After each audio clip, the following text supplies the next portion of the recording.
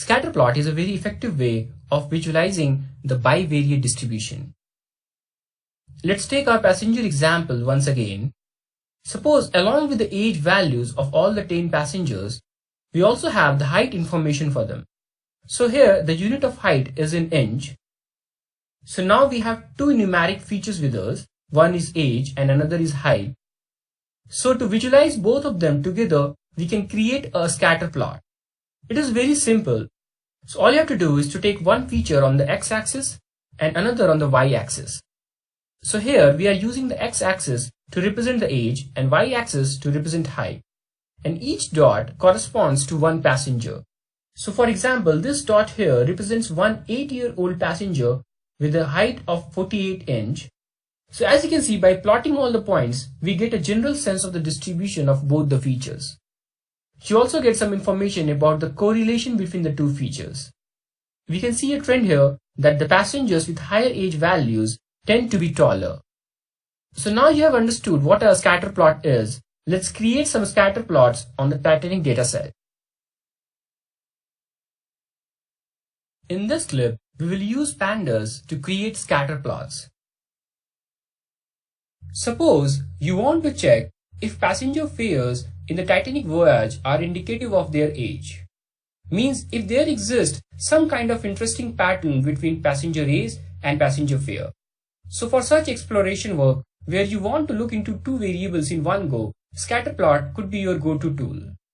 You can very easily create a scatter plot using Pandas. Here we are using the scatter function on the Pandas data frame to create the scatter plot.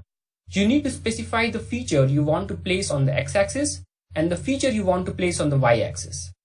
Here we are putting age on the x-axis and passenger fare on the y-axis. We are also specifying the value of the color attribute. So it will be the color of the dots of the scatter plot. We have also specified a title for the plot. Let's execute this cell to create the visualization. And here we have our scatter plot. So we have bunch of dots, but we do not see any interesting pattern here.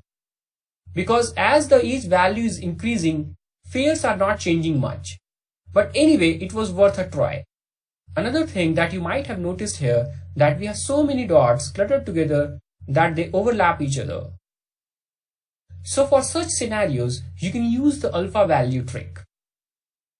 So in the next cell, we have set the alpha value, which is used to set the opacity of the dot. So here we have set the value to 0.1, means 10%. Alpha ranges from 0 to 1, where 0 means completely transparent and 1 means completely opaque. Let's execute this cell. And if you look at this visualization, the most crowded zone in the plot is getting highlighted. But again, there is no significant correlation between passenger age and their fares. But don't worry, it was worth a try. Now let's try to see if passenger class has an impact on passenger fare. So in the next cell, we have set the passenger class on the x-axis and passenger fare on the y-axis. We have set the alpha property to 0.15. Now let's execute the cell.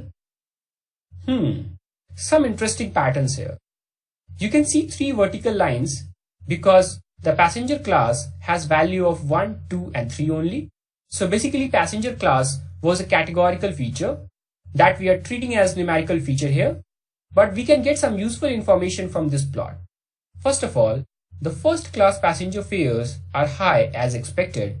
But even in the first class, there are passengers who had to pay low fare.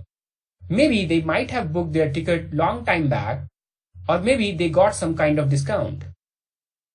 Also, for passengers in second and third class, the fare ranges between 0 and 100. So as you can see, scatter plots can give some great insights from the data. Well, so far we have discussed various ways to explore our Titanic dataset.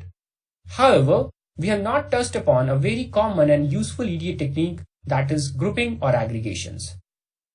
But before we get into the actual demo, I want to introduce you to the basics of grouping. So let's learn about the grouping in the next clip.